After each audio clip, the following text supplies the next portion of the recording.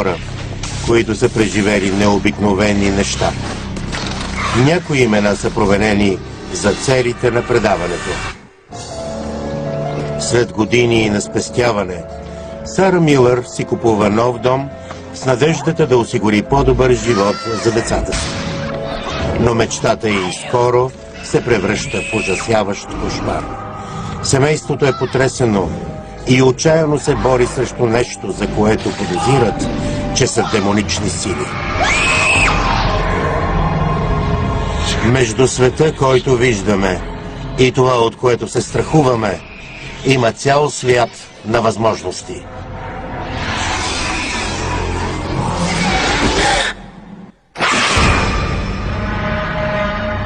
Истории за духове. В Северна Калифорния планините Каскейдс извисяват над пълноводни езера и тучни лузя. Но някои вярват, че този живописен пейзаж има и тъмна страна и че без да подозират, хората живеят редом с свръхестественото.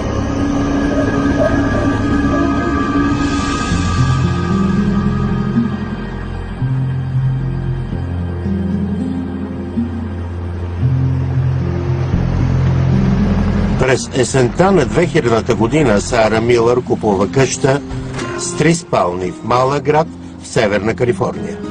Тя щастливо се нанася там заедно с 13-годишната си дъщеря Беки и 5-годишния си син Джак. Лицето на Сара остава скрито за нейна защита. Като самотна майка винаги бях мечтала да имам къща. Затова пестях пари. Отне ми много време, около 2 години. Беше нещо, което мислех, че никога няма да постигна.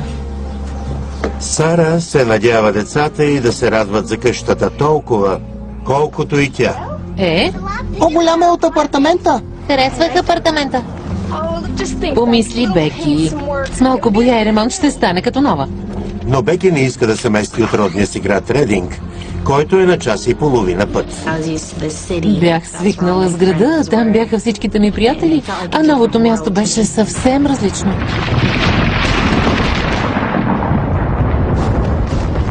Докато чакат да пристигнат мебелите, Сара и децата живеят на пода в хола. Нямаме ли поне диван, на който да спим? Всичко ще пристигне утре. Супер, как ще отида до туалетната? Знаеш много добре къде е. Ето ти фенерче. Благодаря. Благодаря ти. После ела тук. Добре ли си? Време ли е вече за молитвата? О, да. Да. Добре. Милостиви Боже, който си на небето. Нещо в моето ме плаши. Дори не знаех какво.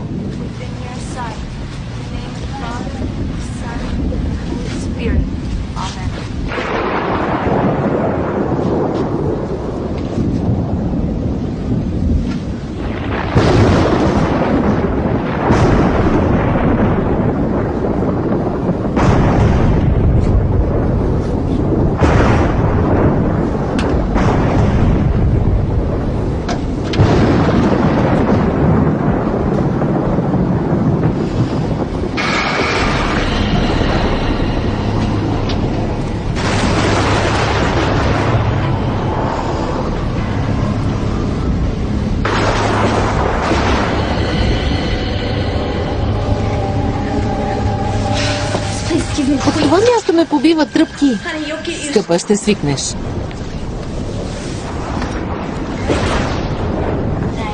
Лека нощ. Лека нощ и приятни сънища. Лека нощ. Сара се надява новия дом да донесе много хубави сънища. Но тези сънища се оказват всичко друго, но не и приятни.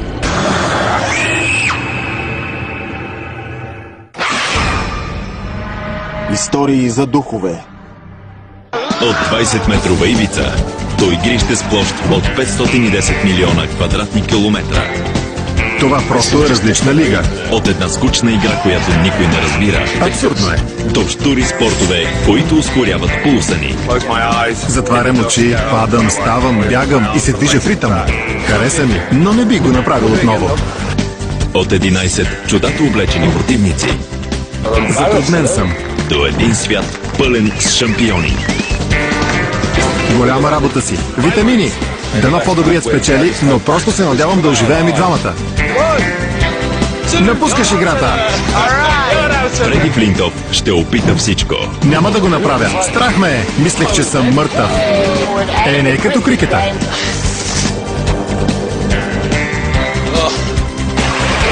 Жив съм. Фреди Флинтов срещу целия свят. Премиера от вторник, 6 декември по Discovery Channel. Ники, Томи и Марио са кралете от Бруклин. Те имат стил. Кадилаци, сладкиши и момичета. Това са моите удоволствия. В миналото си имат някои тъмни моменти, но сега те предпочитат да се родят в колите си. Купих кола за 2600, а по-късно я продадох за 5900. Не е зле за няколко дни работа. Момчета с коли. Събота по Discovery Channel. Железни умруци. Ще направим първия в света 900 метров калашников.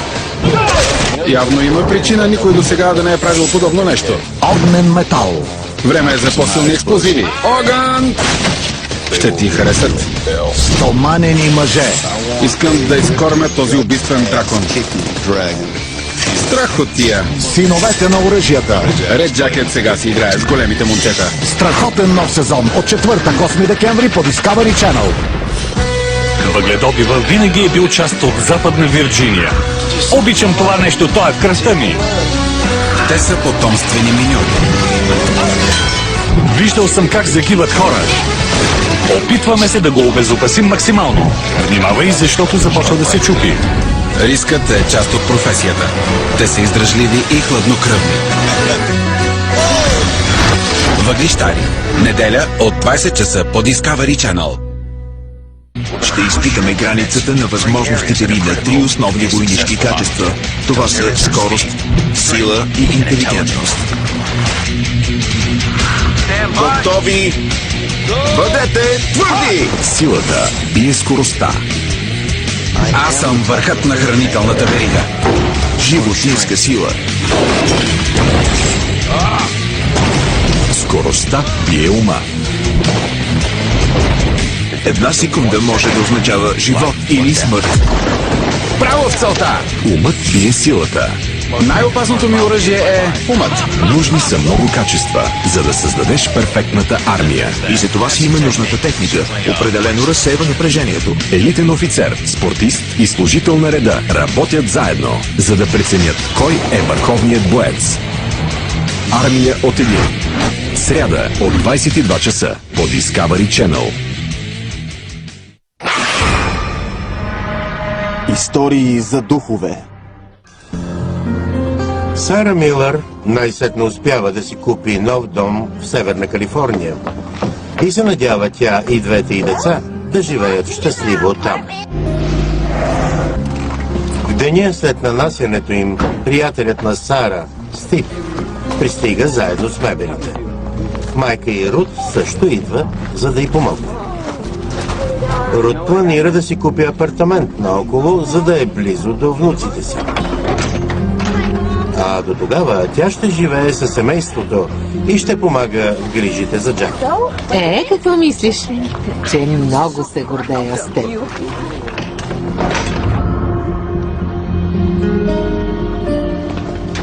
По-късно същия ден Сара и Беки разопаковат. Тук е много студено. Стаята беше студена, много студена. Но когато излезеш от нея, в къщата си беше добре. И мирише странно. Отвори прозореца. Сигурно от климатика. Стив ще го погледне през уикенда. Майка ми каза, че сигурно моята стая не е толкова топла, защото е чак в другия край на къщата. Но аз не мислех така. Миризмата може да идва от умрял скунк в шкафа. Беки, моля те, Изморена съм. Трябва да ми помогнеш.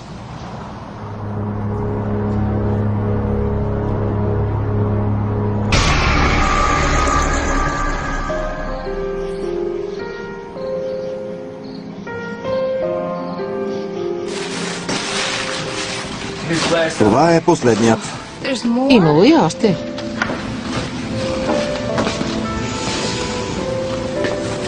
Защо трябва да се връщаш още днес? Утре рано съм на работа. Обещах на татко да помогна в ранчото. Беше много трудно аз да живея в един град, а той в друг. Но бях сигурна, че ще се справим. Спокойно. Всичко ще бъде наред.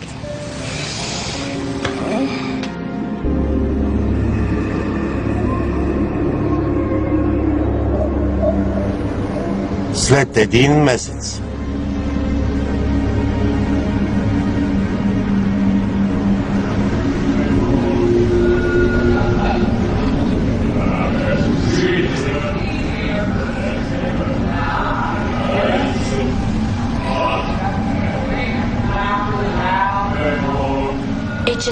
Чух нещо.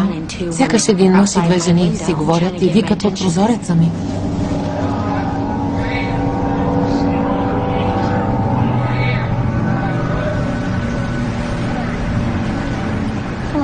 Ехо? Има ли някой?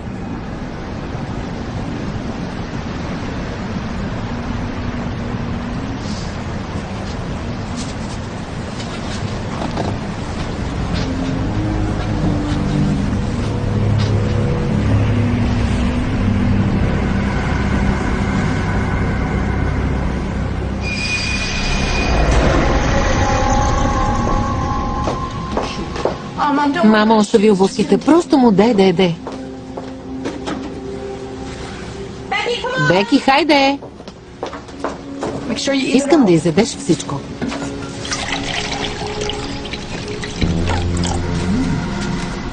Скъпа, часът е 7. Защо не си облечена? Знам, че звучи странно, но... Снощи чувах някакви гласове под прозореца си. Сигурно са били съседите. Как ще са съседите? Те са много далеч. Не знам, изяж си закуската. Сара мисли, че Беки е неспокойна само заради преместването в нов дом. Беше в ново училище с нови деца. Освен това беше тинейджърка и не й беше никак лесно. Моля те, след училище се прибери веднага вкъщи. Че къде другаде да отида? Тук не познавам никого. Беки, знам, че ти е трудно, но опитай. Моля те. Все тая. Джак, да слушаш баба. Добре, чао, мамо. Чао.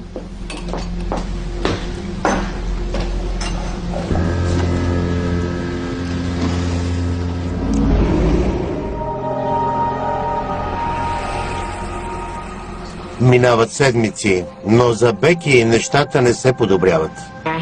Нямах приятели в училище. С майка ми не се разбирахме и бях напълно изолирана. Баба ще ме води на скейтборд. Ела с нас. Джак, имам да пиша домашни. Сигурна ли си? Да. Добре, чао.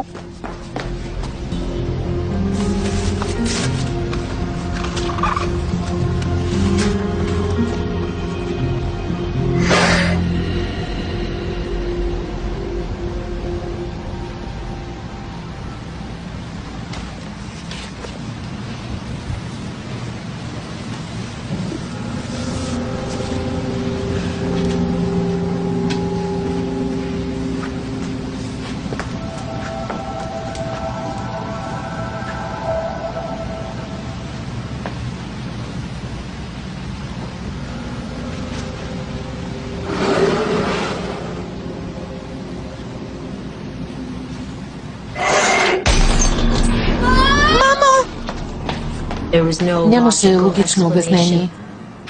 Движеше се и после падна. Мамо, балеринката ми, онази на телевизора, просто падна и стана на парчета. Сигурно е станало заради вибрациите на телевизора. Не, той не беше включен. Не викай, Ребека. Омръзна ми.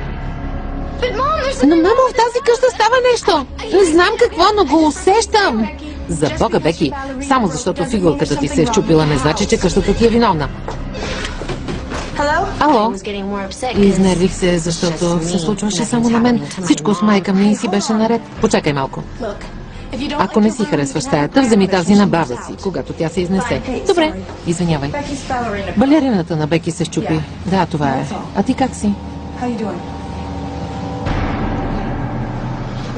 Ще дойдеш ли в петък? Мамо! Все едно в стаята беше минало торнадо. Говоря по телефона. Ела да видиш нещо! Скъпа, какво си направила? Нищо не съм направила, току-що влизам! Оправи всичко! Завладяха ме хиляди различни емоции. Исках да бъда нормална. Но да живея в тази къща не беше нормално.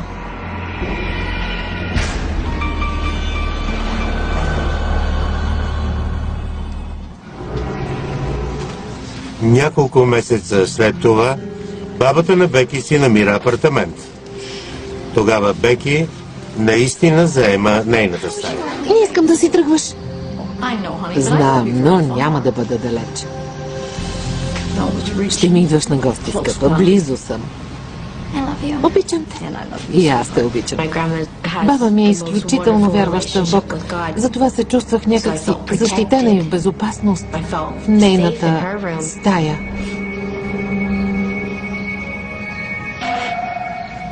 Време е за молитвата.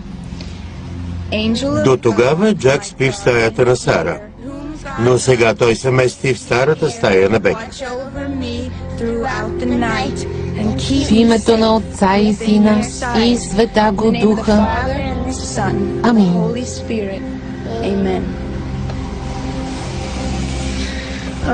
Добре, детенце. Лека нощ.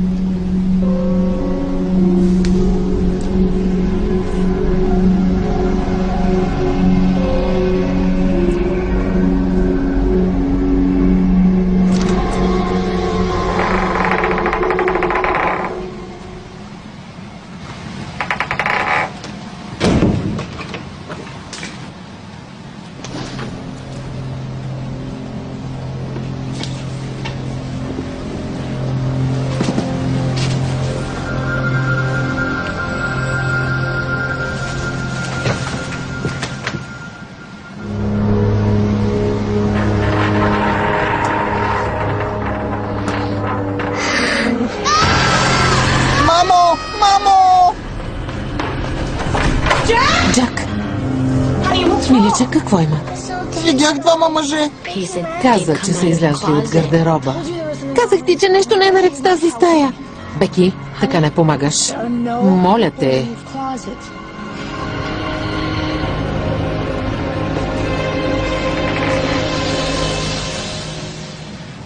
Няма никой, ето. Видях ги.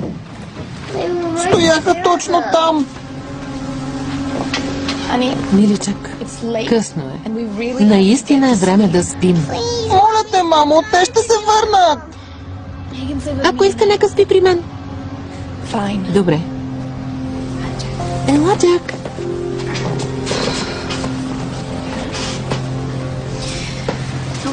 При мен си на сигурно място.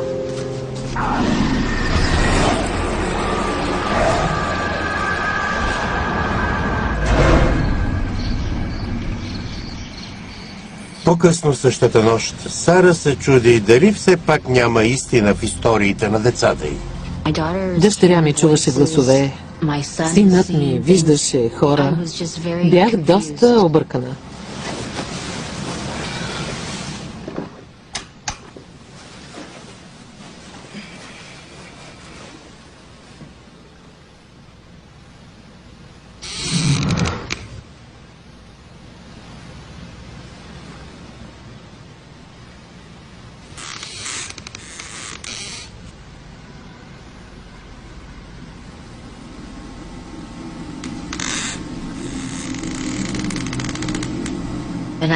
Освен това, и аз започвах да изпитвам страх.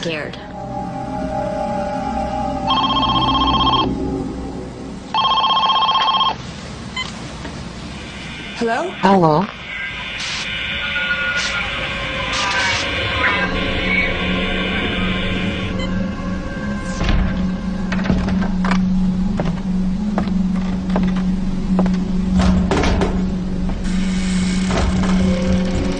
Мамо! Мамо! Чу ли това? Стой в стаята си!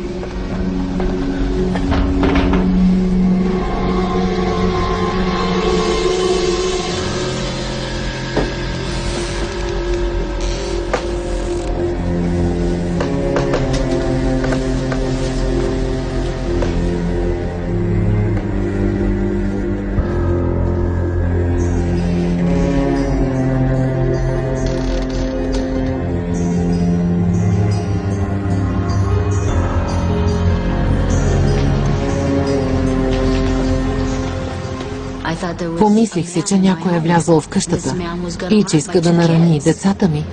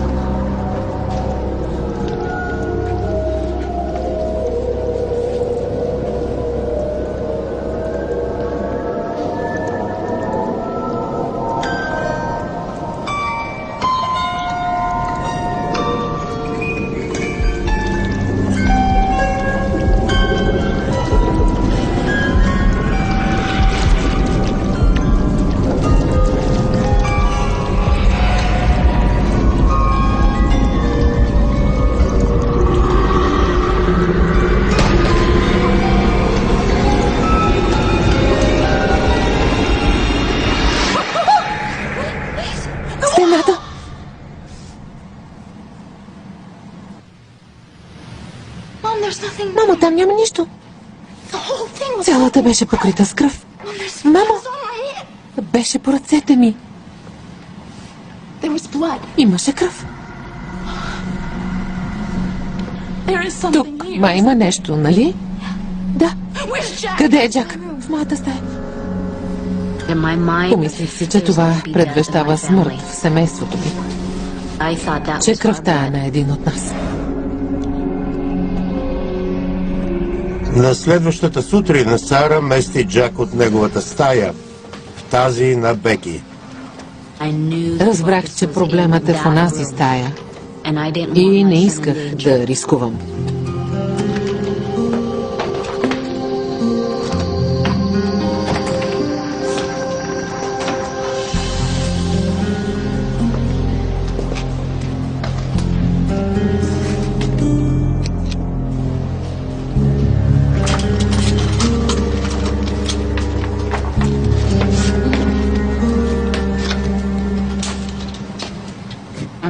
Майка ми реши, че ако има нещо в гардероба, трябва там да сложим снимка на Исус.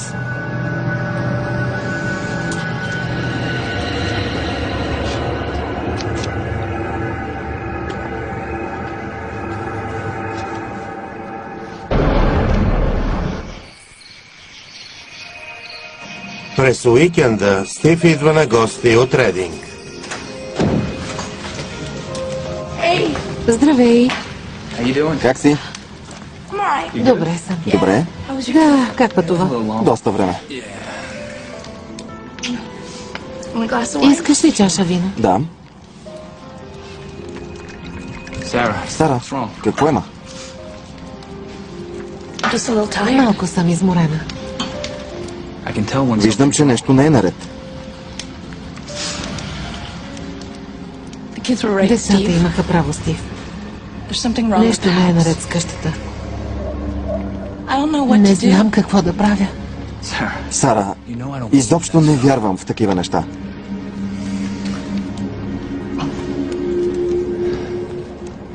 Но вярвам, че мястото ми е при теб и децата.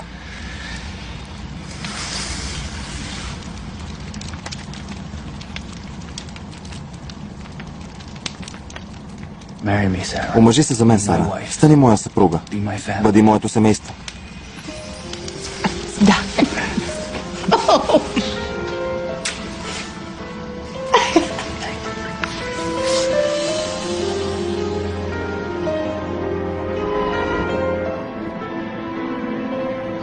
Сара и Стив решават да се оженят през есента. До тогава тя и децата й ще живеят в къщата. Сами. Или поне те така мислят.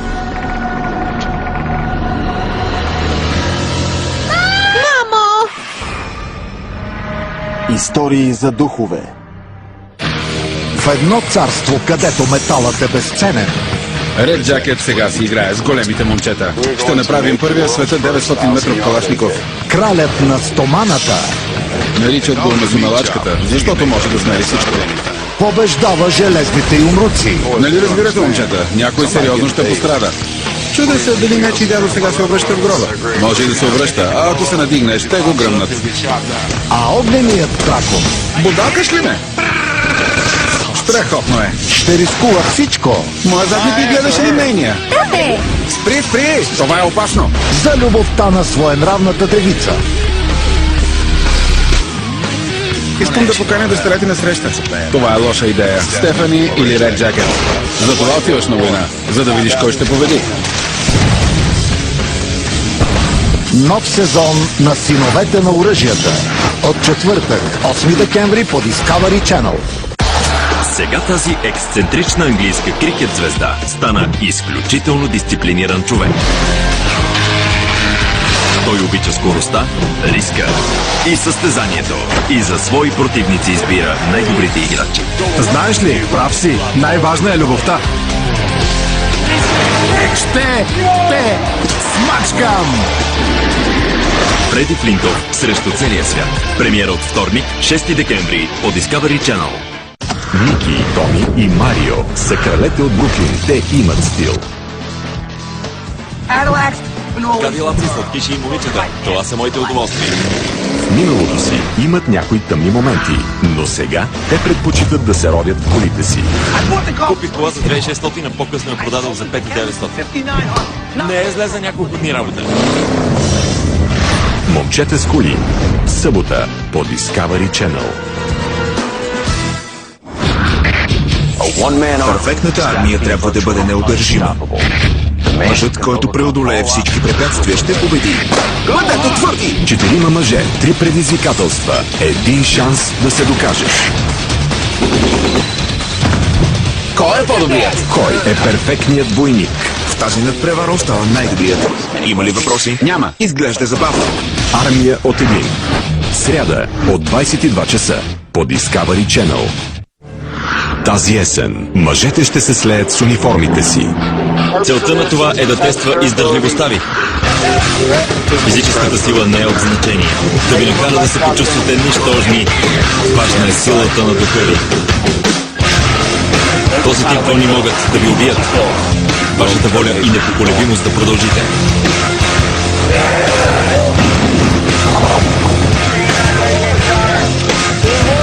Какво се случи там? Мислиш, че си стигнал до край? Ще кажеш ли на жена му и на майка му, че си го оставил да умре? И само след 10 крачки. Не са ли ви казвали никога да не заставяте другарите си? Разбираш, че има още много. Вижте как се обучава американският елит. Очаквате 5 такива седмици. Готов ли си за това? Да, направих го. Най-добрите сред най-добрите. Четвъртък от 22 часа по Discovery Channel. Истории за духове. В началото Сара Милър не обръща внимание на твърденията на дъщеря си Пети, че в къщата стават странни неща. Но Сара скоро разбира, че някакво зло наистина дебне в новия й дом.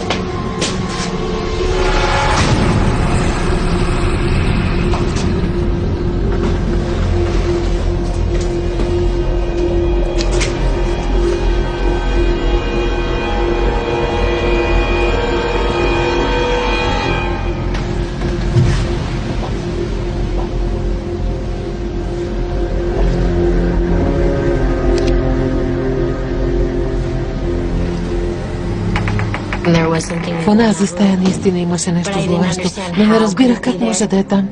И защо изобщо е там. От сега нататък тази врата ще стои затворена.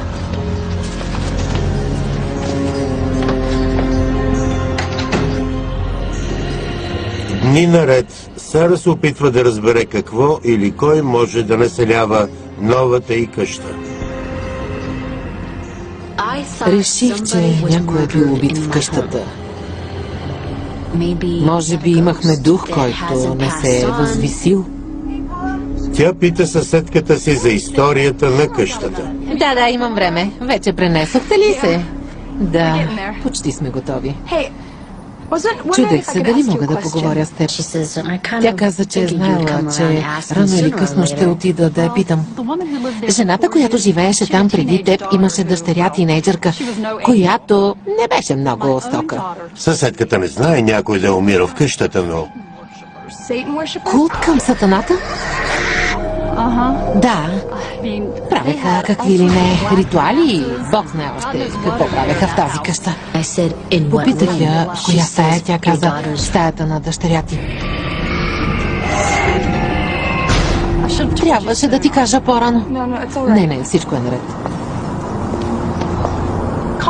Обади се, ако имаш нужда от нещо. Благодаря.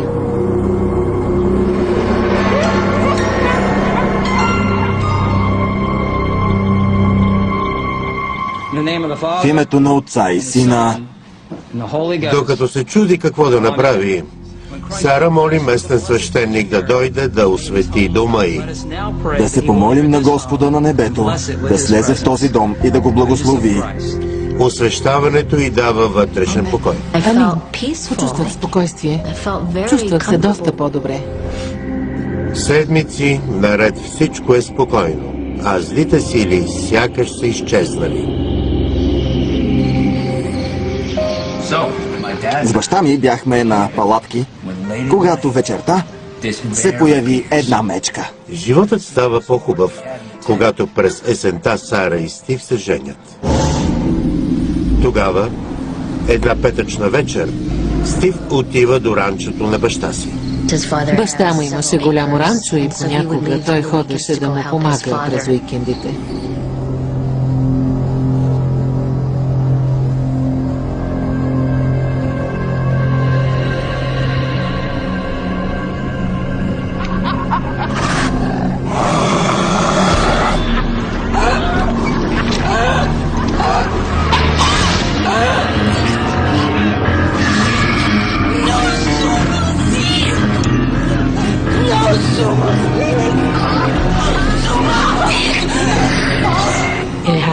Държаха я за гърлото и я караха да говори нещо на латински.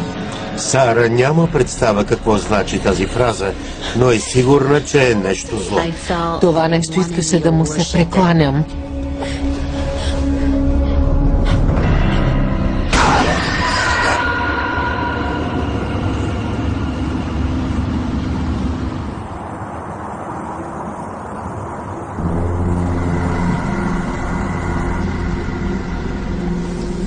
В търсене на отговор, Сара издирва превода на латинската фраза. Тя означава: ние сме тук.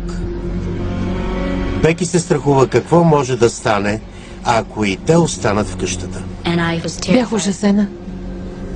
Какво ли още щеше да се случи? Децата най-сетне заспаха. Какво има, Сара? Същата неделя Стив се завръща у дома. Отново нещо не е наред с къщата, Стив. Съжалявам, Сара, но караш ме да повярвам в нещо, което не се вижда и просто не мога... То ме душеше, Стив. И говорех на латински. Аз не знам латински. Не се поддавай на страховете си. Трябва да има логично обяснение за всичко, което се случва. Добре. Ще се оправя сама, както винаги. Съпругът ми не искаше да ме чуе. Чувствах се ужасно, а съпругът ми не искаше да ме разбере. Сара и Стив започват да имат проблеми в брака, а обезпокоителните инциденти стават все по-лоши.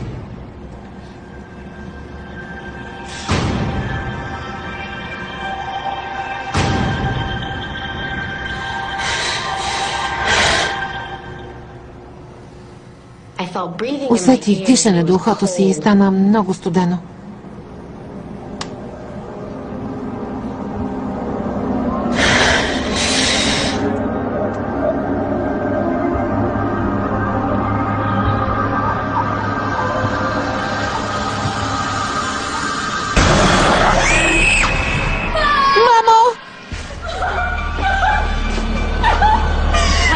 Скъпа, какво има? Нещо дишаше до мен. Какво е дишало до теб? Не знам. Видях някакво лице и усетих дъха му.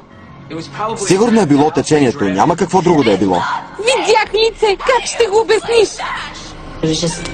Просто глава във въздуха, без тяло. Изглеждаше сякаш е мъртъв. Моля те, мамо, трябва да се махнем. Не можем да останем тук повече. Не ставай смешна, нищо и няма на къщата.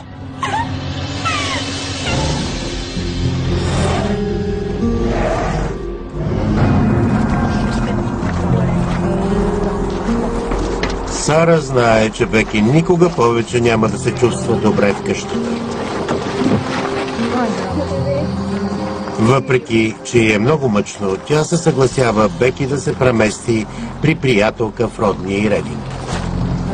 Обичам те. И аз те обичам, мамо. Искам да си много любезна. Да си пишеш домашните. Добре.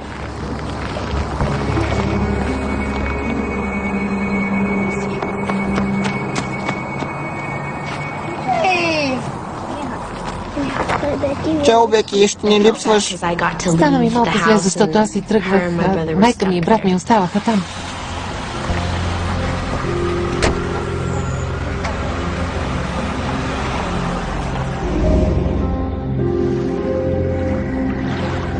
Всеки следващ ден за Сара се превръща в истинска борба. Чувствах се все по-зле. Бях в депресия. Отчаяно исках да се изнеса, но бях вързана финансово с къщата.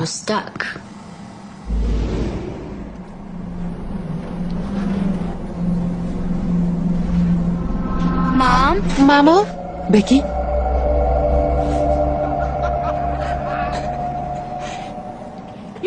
Получи каквото искаше. Разби семейството ми. Сега ни остави на мира.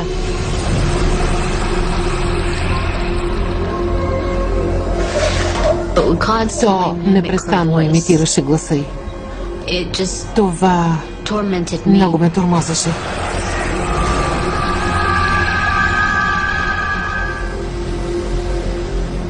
Нещо преследваше семейството ми. Имах нужда от помощ. Сара решава да се свърже с изследователи на паранормалното на име Phantasm Psychic Research. Базирани в Североизточна Америка, шеф на групата е Дейв Консидайн. Казвам се Сара Милър. Сигурно често ви го казват, но мисля, че в къщата ми има нещо много лошо. Главната цел на групата е да помага на хора, които усещат, че в дома им има нещо или че нещо се намесва в живота им. Разкажете ми, какво ви се случва? Консидайн казва, че групата му подхожда научно и спиритуално към паранормалните разследвания. Вижте, госпожо Милър, мисля, че трябва да поговорим по-подробно. Аз съм религиозен демонолог, което значи, че не съм свещеник, но работя с църквата. Помни, Дейв, Преди да замине за Калифорния, Консидайн се консултира с Робърт Макена, свещеник с много опит при екзорцизмите. Тя е говорила на латински, думите са били Nos sumus hic. Ние сме тук. Какво мислиш? Мисля, че това семейство е в беда. През юни 2001 Консидайн и екипът му пристигат в Северна Калифорния.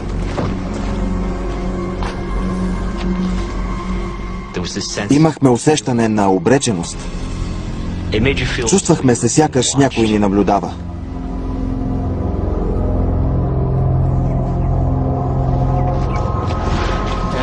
Искам да поговоря с цялото семейство. Изследователите, които водех с мен, бяха партньорката ми Барбара Консидайн, Джон Аръл, техническият директор, и Барби Хайт, която е нещо като екстрасенс. Искам да говоря... Моята задача в разследването беше да опитам да разбера какъв вид дух е, както и да помогна в разполагането на специалната техника. Разбрах, че си преживяла много. Беки се връща у дома за разследването, но Сара изпраща Джак да поживее с майка й. Разкажи ми за инцидента, в който те е дошало. Добре. Изследователите планират да живеят за седмица със семейството. Те носят със себе си техническа апаратура, с която се надяват да успеят да документират някакво присъствие. Същата вечер изследователите монтират камери и микрофони из цялата къща. Дейвид, искаш ли нещо друго? Не, благодаря. Лягай си. Добре, ние си лягаме. Лека нощ. След малко и ние лягаме. Какво мислите? Историите на Сара и Беки звучат достоверно. Почти съм сигурен, че тук има дух. Човешки или нечовешки? Рано е да се каже. Поемам първата смяна. Вие идете да поспите.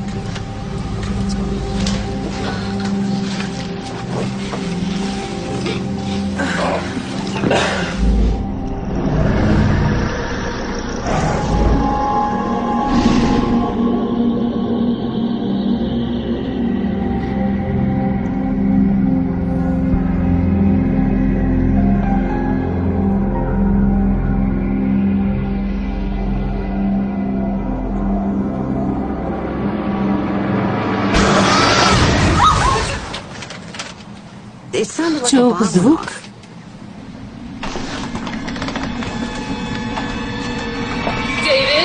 Дейвид? Дейвид?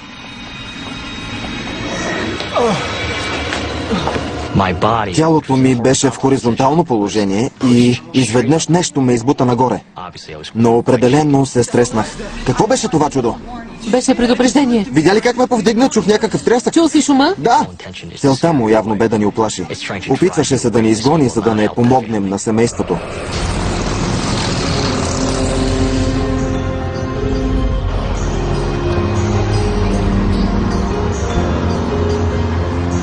По време на тази седмица Консидайн и екипът му събира доказателства. Ключен ли е? Да. Добре. Какво е това? Голямото ухо.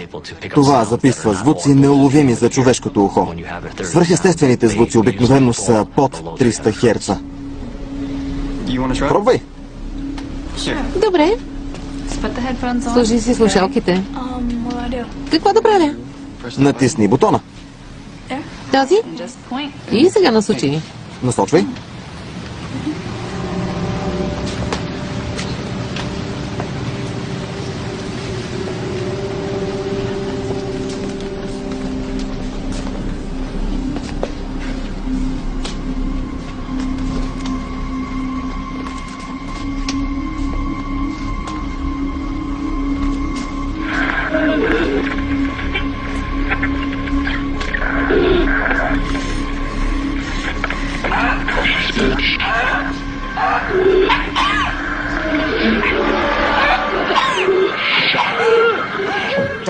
Чух някакво боричкане. Сякаш някаква жена се задушаваше и после чух. Млъкни, глупачке, тя ни слуша. Спрете го! Спрете го!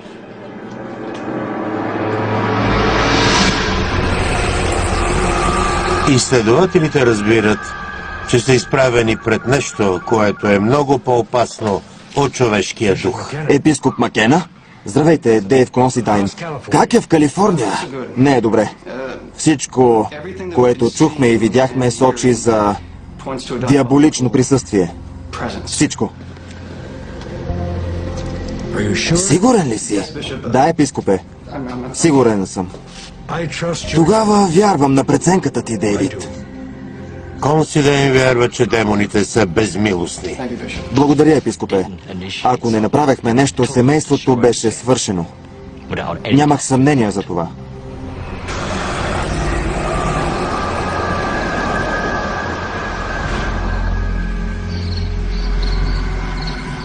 По-късно същата вечер Консидайн привиква цялото семейство. Анализирах доказателствата и за мен без съмнение домът ви е обитаван от демони. Той каза, че имаме демони и че ще се борим с тях чрез вярата ни. Но ние осветихме къщата. Това е често срещана заблуда. Хубаво е човек да освети дома си, но ако имате демон, това само го нахъсва още повече. Все едно да ръчкаш мечка с пръчка. Демонът е паднал ангел и целта му е унищожението на хората. В тази ситуация той иска да унищожи цялото семейство. Консидайн мисли, че сатанинските ритуали, които са провеждали предишните собственици, са отворили порта към ада. Щом има демони, трябва да има и начин да се отървем от тях. Епископ Макена ми даде разрешение да проведа кратък ритуал на екзорсизъм и суфумигация. Ритуалът трябва да се направи през деня. Може да започнем утре сутрин.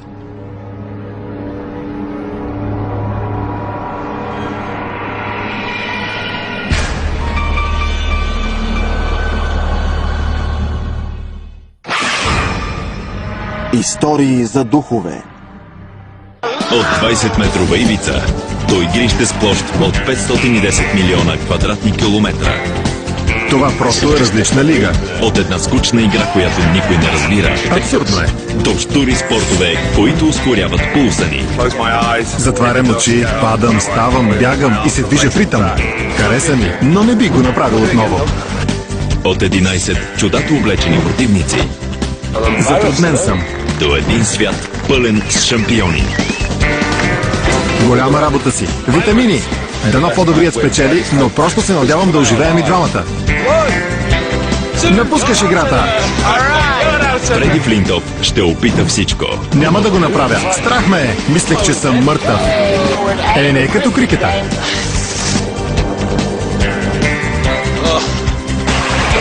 Жив съм.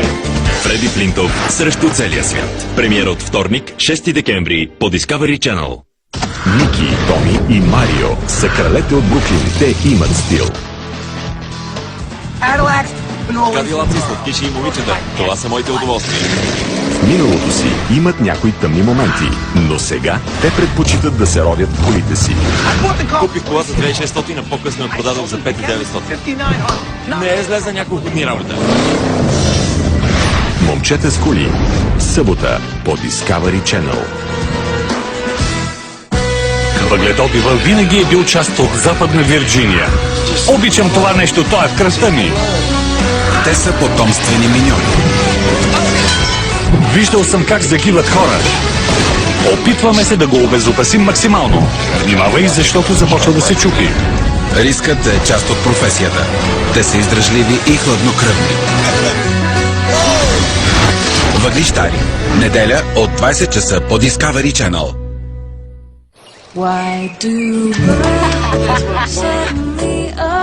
Трябва да изпия урината ти. Исках да споделя с теб. Ето е вечерята, скъпа. Няма да му давам име. Ако го удариш с нещо твърдо, можеш да угодиш. Ще ми направиш клизма. Отзад? Един мъж и една жена в пустоща. Нови епизоди от 4 декември по Discovery Channel. Ще изпитаме границата на възможностите ви на три основни войнишки качества. Това са скорост, сила и интелигентност. Готови! Бъдете твърди! Силата бие скоростта. Аз съм върхът на хранителната верига. животинска сила. Скоростта бие ума. Една секунда може да означава живот или смърт. Право в целта! Умът бие силата. Най-опасното ми оръжие е умът.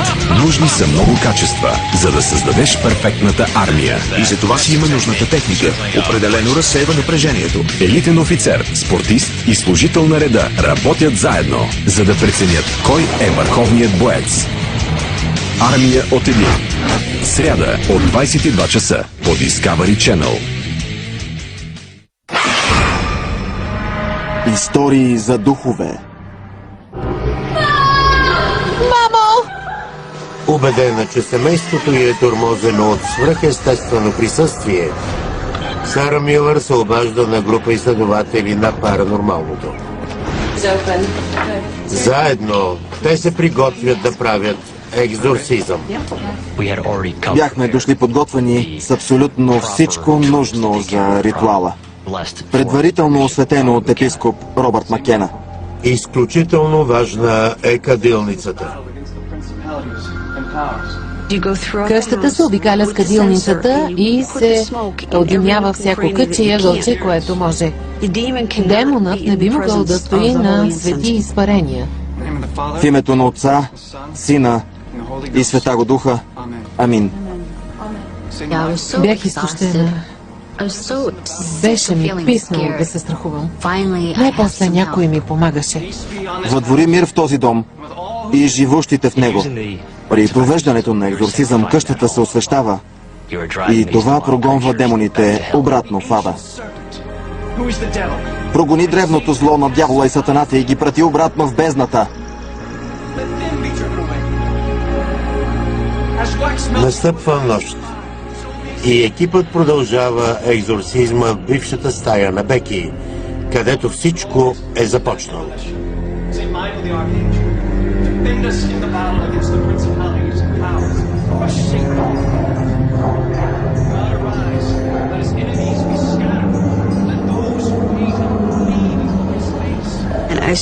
Стоях там и след известно време започнах да чувам ръмжене, крясъци и душене.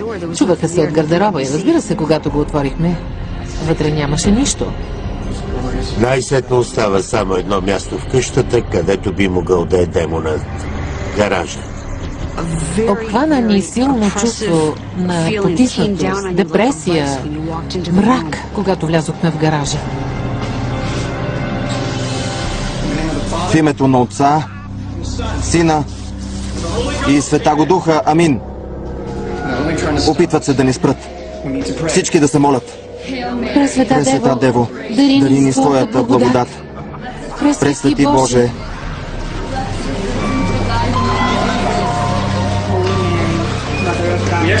прогонваме те, о нечисти дух.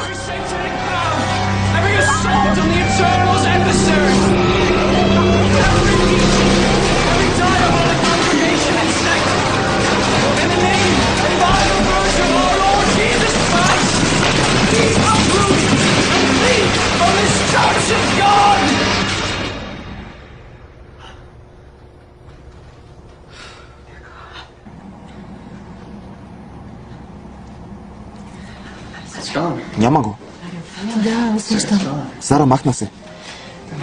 Вече не е тук. Вече го няма.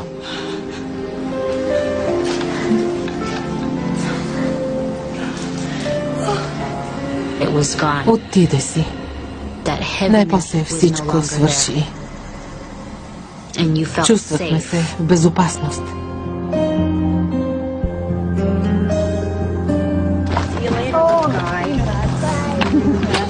На другия ден Сара кара изследователите до летището. За семейство Милър кошмарът най-сетне е приключил. Не знам какво щеше да стане, ако те не бяха дошли.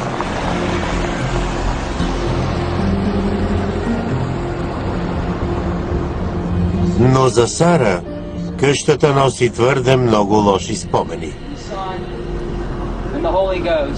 Тя и Стив купуват нова къща на другия край на града и викат свещеник да я освети.